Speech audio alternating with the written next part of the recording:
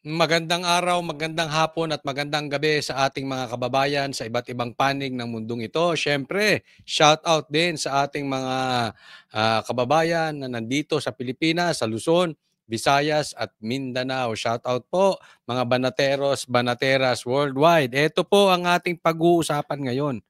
Una sa lahat, ha? Ito kailangan natin i-discuss. Bakit kailangan banatan ni BBM si PRRD, eh hindi naman kandidato si PRRD. Pangalawa, PRRD pinagtutulungan na. Iiwan ba siya ng mga Pilipino? Pangatlo, Torre, Tariela, Claire, Congressman at iba pa may natanggap na malaking blank. Ano to? Ano tong blank? May natanggap na malaking blank items. Total, mahilig kayo sa blank items. O ayan, isa pang blank items. Huwag po kakalimutan, bago tayo magsimula, i-like po ninyo ang itong video na ito at mag-subscribe po kayo. Okay po? Okay? Hindi na po natin pagtatagalin. Simulan natin agad dahil kay Coach Oli, ang bida ay ang balita. Okay, pag-usapan po natin na isa po sa pinakamagaling, pinakamatalino at pinakamalinis na congressman. Pakinggan po natin si Ortega. Ay nako. Okay, sige. Ewan ko ba, parang faker, hater, parang ganun yung mga dating nila. Tinawag ng Ang lilinis, no? Huh? Ang lilinis nila, ang bubukal ng loob nila para magsilbi sa taong bayan. Itong kanilang banat kay PRRD ay ito po ay sanhi ng kanilang mababang loob at puso para pagsilbihan ang taong bayan. Malacanang, si former President Rodrigo Duterte na one man fake news factory when he said that President Ferdinand R. Marcos Jr. is becoming a dictator. Ano lang po yung masasabi niyo po rito? Ayan tinan mo. Ang tanong, okay? Anong masasabi nila na sinabi ni PRRD na diktador daw etong si Marcos? Well, ako dun sa statement, ang hirap po talaga eh. Parang I'm leaning towards that statement na parang factory sila ng fake news, pati yung mga data nila, pati yung mga rally nila para talagang parang ang tawag dito, parang literally factory ng fake news kung baga. Yan. Tapos Itong ano nila, papansinin ninyo, lahat po sila naka-orkestra. Ano ibig sabihin naka-orkestra? Halatang halata na ito ay may pag-uusap sila na ito ngayon ang ibato natin sa mga Duterte. 'Di ba? Una, pinapatawag ang mga pogo vloggers at mga fake news vloggers. Yan na po ang tawag sa atin. Basta konektado sa DDS, fake news. Ito si Ortega, ang kino-question niya, parang, ewan ko ba, parang ito yung mga fake news factory, pati yung rally nila. Anong fake news doon sa rally ng Duterte? Yung sa Cebu? Is that fake news? Ganong kadaming tao, ibig mo sabihin yung mga pumuntang ganoong kadaming tao doon, Ortega, fake news. Alam mo, yan ang ano nila eh. Yan ang spin nila. Yan po ang kanilang gustong palabasin na ikokonekta kay PRRD. Fake news. Na ba nahalata nyo? Alam mo, isusunod nilang i-connect. Pansinin mo, lahat sila ngayon binabanggit jet ski. Binabanggit ni Tariela itong jet ski, binabanggit nitong si Claire yung jet ski, at kung sino-sino pa sa kanila. Si Claire ba yun? Hindi ko maalala kung si Claire nga. Pero may mga nagbabanggit sa kanila at ito yung mga 2-3 na po sa kanilang nagbabanggit. Yan na po. Nakikita nyo yung direksyon. Parang meron silang isang GC. Okay, i-connecta ninyo sa mga Duterte, kay PRRD, ang fake news. Next, i-connect nyo sa kanila yung jet ski. Ikita nyo yung landasin nila. Pero, ito yung sinasabi ko, in the first place, mali na agad yung tanong ng media. Or kulang yung tanong ng media. Kasi, pag tiningnan po ninyo, pati yung media parang finifeed. Alam mo, napansin ko yan, nung may interview sa amin, nag-press con si Attorney Torion, at kadalasan ng tanong about dun sa patay. Patay, patayin yung anong komentaryo ninyo dun sa sinabi ni PRRD na patayin itong mga 15 senators. Again, parang ibinato sa GC, tapos lahat silang media, yun ang kine-question. Ang tanong ko nga sa inyo, binanggit din ni PRRD, lahat na po dininay nyo. Even yung diktador, bakit hindi nyo i-deny na adik si Marcos? Ibig bang sabihin itong si Ortega, si Tariela, si Torre, si Claire, sinasabi si Marcos ay hindi diktador pero adik? Sino pa to? Sino pa yung isa? Oh, ganyan sila, lahat pinagtanggol nila, lahat ang direksyon nila hindi diktador si Marcos. Pero ni isa sa kanila, walang umimik patungkol sa drug addiction ni Marcos. As for me, kung ako tatanungin ninyo, pag tiningnan ko ito, lahat po i-deny nila. Pero hindi nila kayang i-deny yung drug addiction. Kaya nga ang taong bayan, alam mo, naniniwala.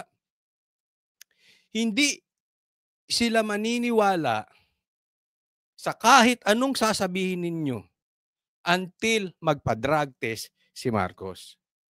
Pero bago po yan, ito kailangan nating sagutin. Bakit kailangan banatan si PRRD? Let me remind you, Marcos, Ortega, Barbers, at kung sino-sino pa sa inyo, Attorney Claire, etc. May bagong sampa, meron silang bagong aso eh. Torre, Tariela, etc. Sabihin nyo doon sa presidente nyo, wag iyakin. Bakit? Sino ba ang unang bumanat? Kasi campaign po ito eh. Nung campaign, binanatan niya agad si PRRD. Idinidikit niya sa Pogo, idinidikit niya sa patayan sa EJK, tinawag na yung wala nang makuha si PRRD kung hindi pinabili ng suka. Again, ibig sabihin, sino ang unang umatake? Tapos, pag pumalag si PRRD, para kayong mga iyakin. Papaatakihin mo yung mga aso mo. 'Di ba? Ano bang gusto ninyo? Pag inatake nyo si PRRD, manahimik si PRRD. Tapos gumanon. Sorry na, sorry. Sorry. Sorry. Ganon. Tingin nyo, kaya nyong gawin kay PRRD yun, tuta. 'Di ba? So wag kayong magpaawa fake.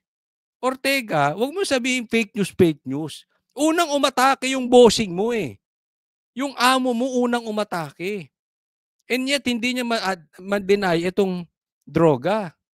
Tapos pag sumagot si PRRD, galit na galit kayo. Hindi nyo katulad na inutil si PRRD. Nasusunod-sunod lang, basta may kapangyarihan at pera. Ito tingnan ninyo ha. Bakit ba kailangan banatan si PRRD ay hindi naman siya kandidato? Di ba? Alam mo, tama po si PRRD. Kung akong tatanungin ninyo, sa pulsa ba nga yung sinabi ni PRRD na ayaw bumaba ni Marcos, gusto nila tuloy-tuloy sila sa power. Alam nyo po, anong patunay niyan? Yung banat ni BBM kay PRRD sa kampanya na wala namang koneksyon si PRRD, hindi naman siya kandidato, hindi kailangan sirain si PRRD, hindi kailangan pabahuin, hindi kailangan babuyin si PRRD, pero ginagawa. Pansinin niyo, pinagtutulungan na siya. Meron silang dog pound na taga-atake kay PRRD. Bakit? This has to do for 2028 elections. Hindi po nakatuon si Marcos dito lang sa eleksyon ngayong 2025. Kailangan gibain ni BBM si Marcos as early as now sa kampanya na hindi halata na galit siya kay PRRD. Kasi kung babanatan niya sa ibang paraan, magmumukhang bitter si BBM, tama? Pero kung babanatan niya, ngayong kampanya, lalabas na parang ikinakampanya niya yung kanyang mga senador. Pero hindi. Ang motibo talaga ni BBM, sirain ang pangalan ng Duterte. Kaya tamang-tama yung sinabi ni PRRD. Ayaw lang talaga nitong bumaba. Pansinin nyo, yung mga senador, anong sabi ni Tito Soto, anong sabi ni Erwin Tulfo at iba pa mga senador, hindi kami makikipagbatuhan ng negatibo. Ipapakita namin kung ano maigagawa namin sa Pilipino. Ano magagawa namin sa Pilipinas. Sila mismo, sa bibig mismo nanggaling yan, ha? Hindi sa aming mga maka-DDS. Sa bibig mismo ng mga senator ni BBM. Pero pansinin ninyo, si BBM hindi tumitigil ng bakbak. Yung mga aso niya hindi tumitigil ng bakbak. Bakit? Kasi Marcos again and again is not just looking in the future for 2025 election, but he is looking forward also all the more for 2028. Kailangan gibain, kailangan ibagsak, kailangan sirain ang Duterte. Yan po ang talagang motibo ng Marcos. Una pa lang kitang-kita na natin. Lahat po ng aksyon ng Marcos papunta ron. Anong ibig sabihin yan? It shows na talagang malakas pa rin ang Duterte. Kasi kung mahina ang Duterte, hindi kailangan pansinin or hindi kailangan siraan ni BBM si PRRD. Hindi kailangan. Halimbawa, mahina talaga si PRRD o ang Duterte. Hindi nga siguro sasama sa kampanya yan si BBM. Or kung sumama man, hindi niya na kailangang sirain because they know they can win 2028 easily. Kaya lang malaki problema nila eh. Alam nila malakas ang Duterte. Eh bakit ang aga nilang banatan? Bakit kailangan banatan ngayon? Kasi dati sinasabi ko dapat ang strategy ng BBM, kung ako strategy, dapat sinakyan muna nila ang Duterte sa dulo na eh. Diba? Bakit kinalaban nila agad ng Duterte? Alam nyong malakas. Kasi pwedeng maging ibang tono. Tingnan nyo itong mabuti. This could be the last chance of BBM. Kasi kung sakali, ako'y naniniwala mangyayari, kung sakaling manalo ang PDP slate, magkakaroon siya ng problema sa Senado. Pag na-straight yan, mahahawakan ng Duterte ang Senado. Siya manghihina. At alam ni BBM, pagdating sa mandato, pagdating sa boto ng taong bayan, mahina siya. Alam niya na natalo siya kay Lenny. Alam ni BBM yan. At alam din ni Marcos na kaya lang siya nanalo is because of BP Sara. So alam niyang lahat yan. At kung matatalo pa yung mga senators niya, malaki problema ni BBM. Nakukuha nyo? So nagpasok, ang dami na pong nagiging issue. Ang dami na pong nagiging problema ni BBM. Considering tumataas ang droga. Yung pinsan niya nagkakalat. Merong iskandalo patungkol sa corruption, lalong-lalo na dyan sa blank items. Napakalaking bagay po nun. Akala lang ng taong bayan maliit yun, pero billions of pesos yun, including yung issue sa Abatocada. Billions po yun.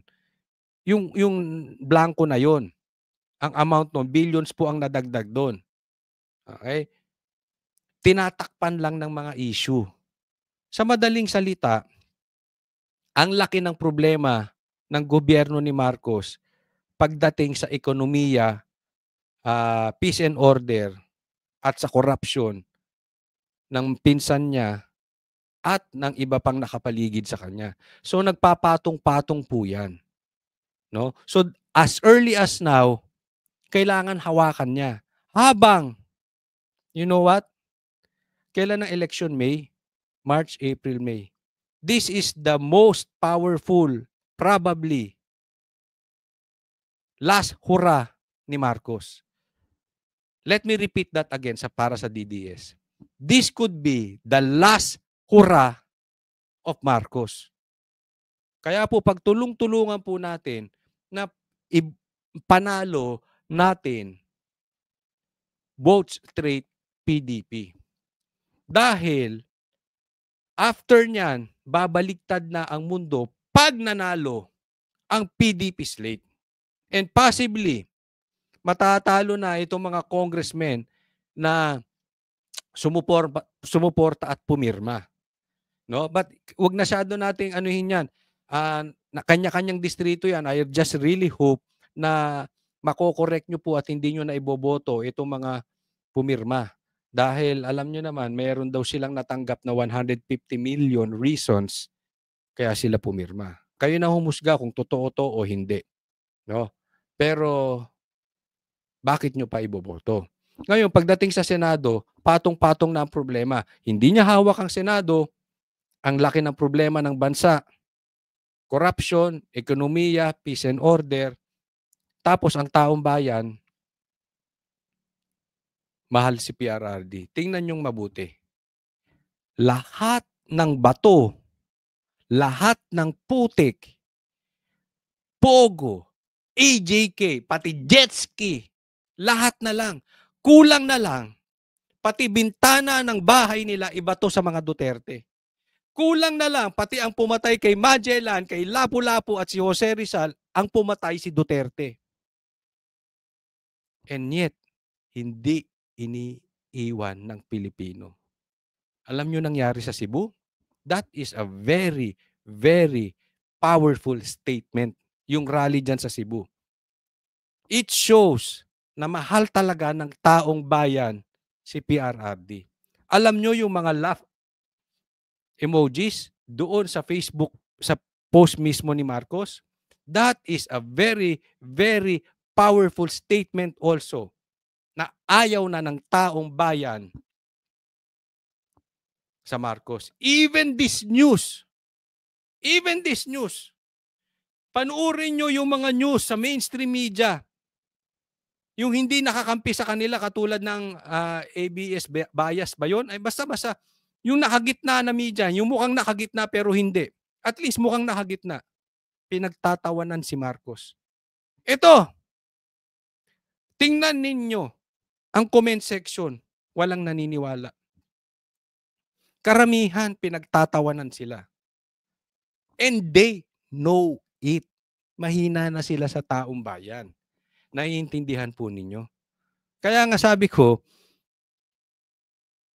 maaaring makamtan din natin ang tagumpay sooner or later kung tayo magkakapit-bisig at ikakampanya natin ang buong PDP laban. Malaking bagay po yun. Malaki na po ang magiging problema nitong Marcos administration at titino itong House, titino itong Quadcom, titino itong threesome, titino itong Young Guns, titino itong mga ito. Kasi mahahawakan ng Senado. Again, masakit sa kanila, hindi iniiwan ng taong bayan ng Duterte. So nauubusan na po sila ng pamamaraan. And until now, andyan pa kayo, andyan pa tayo. Tanong ko sa inyo, iiwan nyo ba ang Duterte? I really don't think so. Kaya alam nyo, pati yung Cebu, pinilit nilang sirain yon. May mga vloggers na nagpapalabas. Na galing naman sa kampo din nila, yung nagpalabas ng video na kunwari maraming tao, yung pala concert. Pero galing din sa kampo nila yan. Alam nyo kung bakit? Hindi naman kasi issue dito. Maaring yung mga nag-post, hindi ko pinost yun pero yung mga ibang nag-post, maaring nagkamali. But this is not the issue. Whether yung post na yun ay concert o hindi, the issue here, ang tanong dito ito, Marami bang tao doon sa Cebu rally or maraming-marami? Yun lang eh. Sige, sagutin ninyo ako. Kasi po, alam mong ginawa nitong tong kampo ng mga bangagers at magnanakaw, naglabas sila ng videos. Tapos, merong misleading, yung pala, concert daw di umano. So, pag pinost yung pinick up ng ibang mga DDS vloggers, sasabihin, fake news ang mga DDS vloggers. Katulad ng sinasabi nito si Ortega. Mga fake news vloggers yun. Hindi po fake news vloggers yun. Nagkamali lang. But the intention here is to show that marami ang tao sa Cebu. Ang tanong ko sa inyo, mga stupidong vlogger, konti ba ang tao sa Cebu? Yun ang bottom line doon. Oo, nagkakamali. Ba't kayo ba hindi nagkakamali? Ang punto rito, yung ano bang gustong palabasin? Yung gusto ba nilang palabasin na maraming tao, fake news? O talagang marami? O maraming-marami, Ortega? Is that fake news? Yan ang sinasabi ko eh. Yung spin nila, laging misleading. Bakit? Gaya sa amon niya. Ano itong amon niya? Anong sabi ng amon niya? Wala akong pinirmahang blanco. Tignan nyo kung gaano sila katanga o nagtatanga-tangahan. Hindi yun ang issue. Yung pinirmahan mo galing sa blanco. Wala namang sinabi si PRRD yung pinirmahan mo sa GAA ay blanco. Ang sinabi nila PRRD, blanco galing sa BICAM. Sino nag-fill up? At ba't mo pinirmahan? Anong klase kang presidente? Nakikita nyo kung paano nila i-mislead yung taong bayan? They are the ones who are fake news vloggers or fake news president. Sila yun eh. Pinapasa lang. Kailangan ko pong linawin ito bago ko ipakita tong video na ito ha. Pasensya pero expect this. Kahit yung senador ni Marcos ay ayaw ng negative campaigning. Marcos, I believe, in my opinion, Marcos will continue attacking PRRD in desperation to position himself or his family for 2028. Sana lang, pakisagot sa congressman, kila Torre, kila Attorney Claire, doon sa mga nagtatanggol, doon sa media, pakitanong nyo rin. Yung sinabi ni PRRD na bangag ang presidente. Please address this question also. Tuloy tayo. Pag hinold sila accountable ng tao, kakambyo naman sila na joke lang daw yun. Parang nagmumukha tuloy silang joke eh. So, ewan ko, parang ano bang tawag mo doon sa hari na... Diba, lahat sila, yun ang pinopokus, yung patay. Pero hindi yung hindi yung problemang drugs. Diba? Do you see hypocrisy sa mga taong to? Anong karapatan yung magsalita doon sa 125 million ni BP Sarang confidential funds na yung iba ay mas malaki ang confidential funds. Yung iba nga, ang pagkakaalam natin ay nasa nasa daang milyon na napakalayo ng agwat sa confidential funds ni BP Sara. Anong karapatan ninyo? Anong kaplastikan, kaipokrituhan yung ginagawa ninyo? Father faker? Father Magpapatawa. ng mga fake news? Ganun? Mother faker? Hindi ko alam kung Papatawa. paano tatawag natin sa kanila. So, ganyan, mga asar sila. 'Di ba? Okay. Okay lang 'yan. Sige, mga asar kayo. 'Di ba? Pero, huwag kayong iyakin pag gumanti si PRRD. Yan ang problema eh. Yan sinasabi ko, unang umatake si BBM, tapos, nung umatake si PRRD, pinagtutulungan nyo. Di ba? Huwag ganoon. Ngayon, gusto mo makipag-asaran? Di asaran. No problem. Di ba? You make sure, kaya nyo. Father faker, mother faker, o anong tawag sa mga anak nila? Fakerist? Ngayon? Para Tingin mo, hindi, yung mga anak nila, hindi ba adik? Natatanong lang. Do you honestly believe na yung mga anak nila hindi adik? Yung anak ni BBM, do you honestly believe yung mga anak niya hindi kurakot? Tanong lang yon. Ito simple. Simplihin natin sa taong bayan. Gaya nung sabi ni PRRD, dagdagan ko lang. Kung sa tingin ninyo, yung mga anak ninyo kaya maglakad sa kalsada, mapayapa ang kalsada, maniwala kayo kay Marcos. Pero kung hindi, iboto nyo straight PDP. Kung dumami ang trabaho, nagkatrabaho kayo, bumaba ang presyo ng bilihin, maniwala kayo kay BBM. Pero kung hindi, iboto nyo straight PDP. Kung sa tingin ninyo hindi nawawala yung Maharlika funds, iboto ninyo yung mga kandidato ni BBM. Pero kung sa tingin ninyo nawawala na yung Maharlika funds, nawawala na yung mga ginto natin, naibenta na, vote straight for PDP. Simplehan na lang natin ang usapin. Kung sa tingin ninyo walang blank items, suportahan ninyo, iboto ninyo yung mga senador ni BBM. Pero kung pinaiikot lang tayo at talagang may blank items at gusto nilang palusutin yan dahil may karagdagang budget sa AKAP para maging mistulang vote, legalized vote buying, iboto nyo PDP straight. Kung naniniwala kayo kay Ortega, iboto ninyo yung sinasabi ni Ortega, mother faker. Kung naniniwala kayo kay Ortega, boto nyo si Ortega at lahat ng senador niya. Pero kung sa tingin ninyo, mas kapani-paniwala ang sinasabi ni Baste at ni Pulong, vote straight for PDP. Enough said? Ganun yung dating. Kayo na lang magsabi. Sino mas may credibility? Sino mas maraming nagawa sa bansang Pilipinas? Marcos or Duterte? Nila para mga super villains. Ewan ko ba? Ano nakukuha nila sa pag-imbento ng fake news saka Ito, isa pa.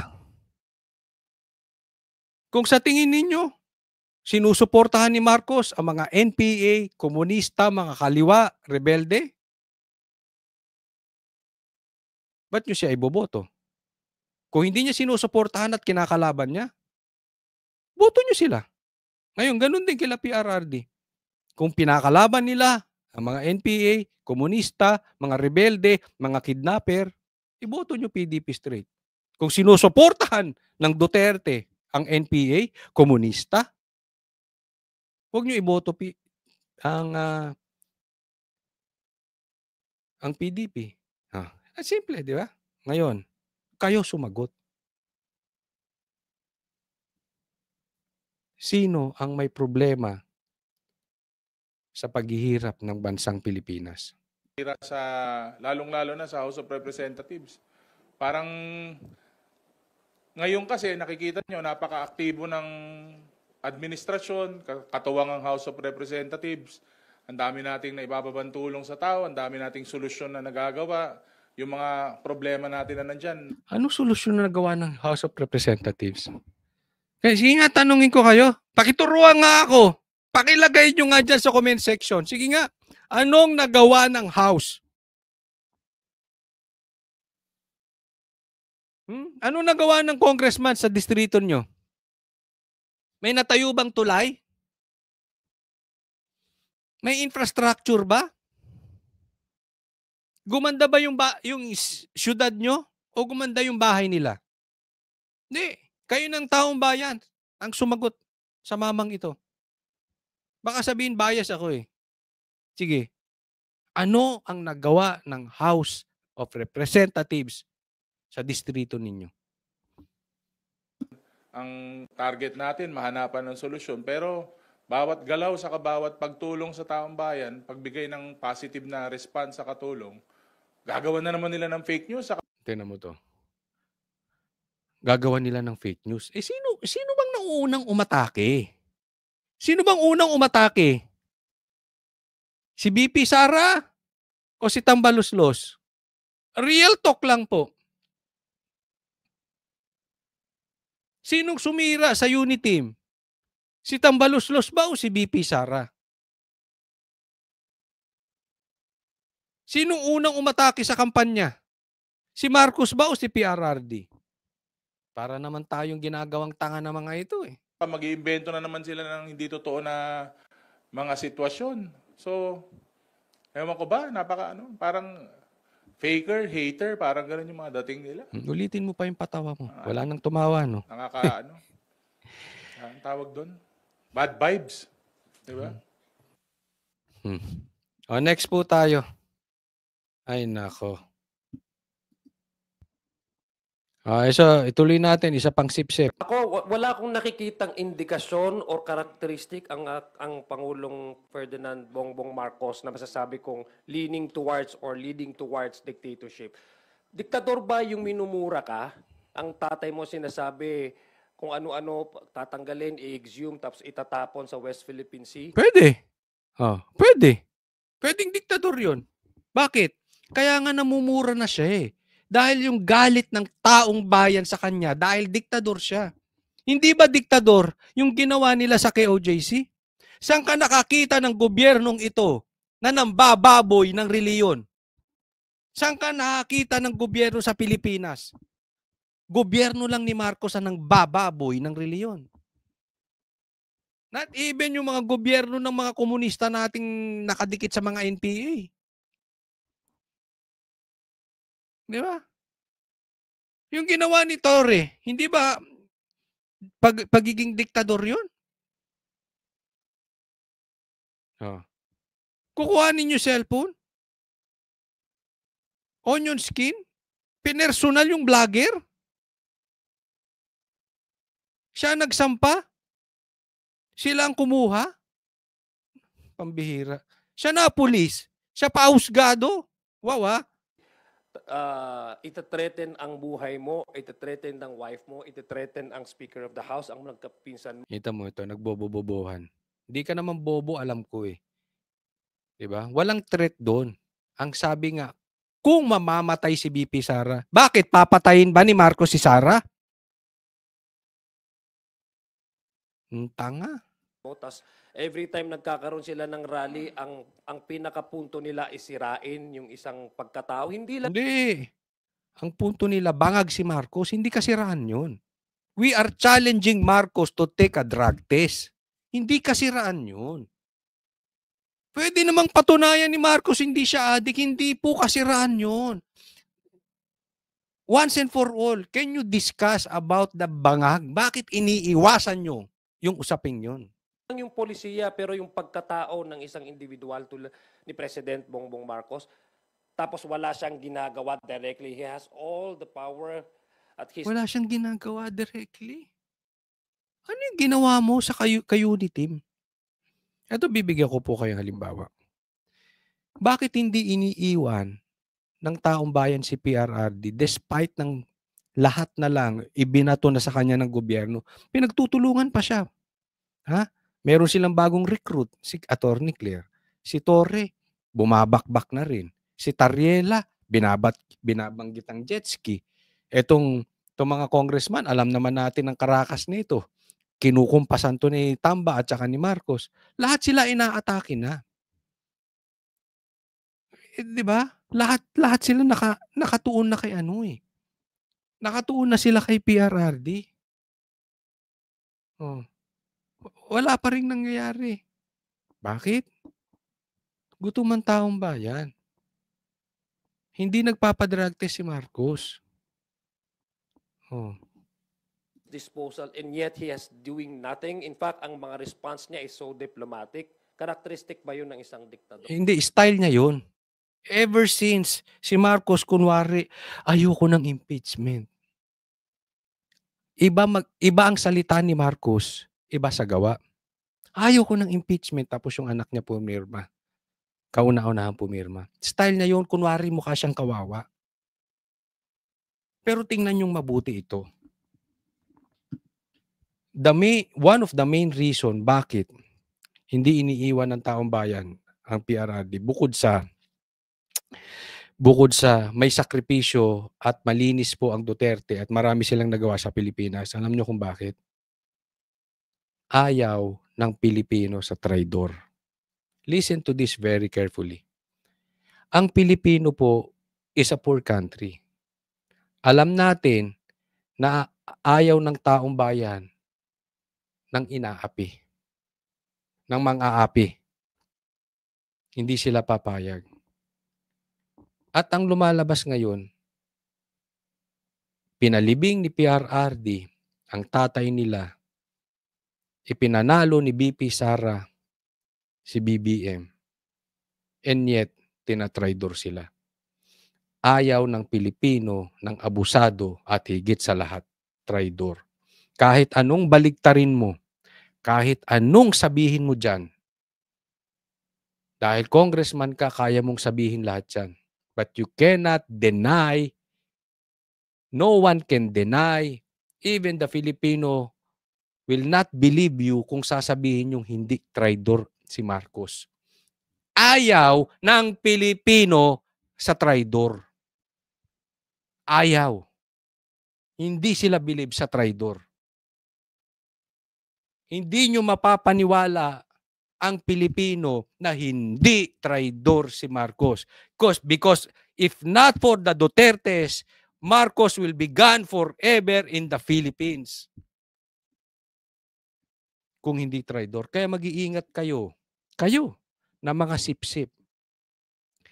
Kung ang katulad ni BP Sara, trinaidor, kayo pa, na nagpanalo kay BBM. Kung ang katulad ni PRRD, na pinalibing ang tatay nila, trinaidor, kayo pa. Kung at katulad ni Pastor Kibuloy na talagang tinulungan si BBM, all-out support, kaya nga hindi nakapagdebate yan eh. Sa SMNI ginawa ang debate. Takot sa debate si Marcos. Ang laki na natulong ni Pastor Kibuloy dyan, trinaidor. Attorney Vic, matagal niya nang kasama, trinaidor. Ikaw pa? Sino kayo compared dun sa 4 na tao na yun kay Marcos? Sige lang. Kayong mga sekretaring sipsip, kayong mga vloggers na sipsip, tingnan nyo. Matatapos yan. Sino kayo? Huyo kayo kay Marcos. Habang may pakinabang, sige go. Pero pagkatapos niyan, a traitor will always be a traitor. I don't think so. Pangalawa, itong ginagawa ng administrasyong ito, he respects the separation of powers. He does not even want maraming mga legal opinion. Hindi yun. Ang kasi pinapalabas nila, yung impeachment ni BP Sara, yung ginagawa ng House, walang kamay si Marcos doon. Yun ang punot dulo nitong mama na ito eh. Yun yung panlolokong ginagawa nila sa tao. Hindi niya. There are separation of powers. Yung executive, which is Marcos, the president, and then legislative, the House. Hindi po. Kahit may separation of powers, there is something that we call influence. Tingnan ninyo. Gustong pa-impeach si Lenny before? Anong sinabi ni PRRD? Huwag niyong gawin yan. Hindi niya ginamit yung power niya. Ginamit niya yung influence niya. Tingnan nyo ngayon, nung sinabi ni Marcos, ayaw niya ng impeachment. Anong nangyari kay Sara? Pina-impeach. Look at the influence of these two people. Hindi yan pangingialam. It's using your influence. Wala talaga yung amo nyo. Mahinang nila lang. Na sinasabi, President, you request the Senate to convene for an emergency session. He did not do that because he respects the separation of powers. He did not do that yet. Hello? Antay ka lang, baka gagawin niya yun. Ibabalik ko sa iyo yung sinabi mo pag ginawa niya. Pinag-uusapan pa eh. Sigurado kang hindi gagawin ni Marcos yun? na mag-call on special session? He allows all the agencies to work according to its mandates. That's not an indication of, Sinong loko-loko maniniwala sinasabi ng mama na ito? that's not even an attribute of a dictator. Di ho ba? Wala naman ho sa Pagtanggol mo nga, administrasyon niya na may nakaupong yung bangag citizen issue. na Chief Justice na nakuwaranto o kinasuhan. Wala ho sa administrasyon niya na may sitting senador na kinasuhan at pinakulong. So there's no indication to me. Mag-midterm na po ang kanyang administrasyon. Magmi-midterm na, wala pang nagagawa. Anong nagawa ni Marcos? Vindictive eh. In fact, hindi ko siya vindictive. Kung sa ibang leader po yon, mumurahin ka, tapos kung ano-ano ipagsasabihin sa yumao mong tatay. I mean, it's a human nature to really retaliate and get even. Wala ko siyang ginawa. Wala ko siyang sinabi na in a way na insultuhin niya yung Yun ang spin nyo. Walang ginagawa si Marcos. Yan ang gusto nilang palabasing imahe ni Marcos. Andito ako, wala akong ginagawa. But his fingerprints are all over the place. Nakakalat po yung fingerprints niya. Naku naman, naglolokohan pa tayo. nagsasabi or yung nagte-threaten sa kanya. Wala. So, Sabi far mo from yan it. eh. Sabi mo yan, wala. Sabi ni PRRD, meron. Sino mas may credibility? Itong mama na ito o si PRRD? So, I don't see any iota of him becoming a dictator. It's actually the opposite. Paano kung maging diktador? Paano kung mag-declare ng martial law? Bababa ka ng kusa? Hindi ka natatakbo ulit? Sinasabi ko sa inyo eh. Okay po, wag po kakalimutan na i-like po itong video na ito at i-subscribe. Ikalat pa po natin at ipagkalat natin ay sabi natin sa ating mga bakit kailangang manira ni BBM hindi naman kandidato si PRRD. Yan na po ang dahilan. Maraming salamat po para sa Diyos at Pilipinas nating mahal. God bless everyone.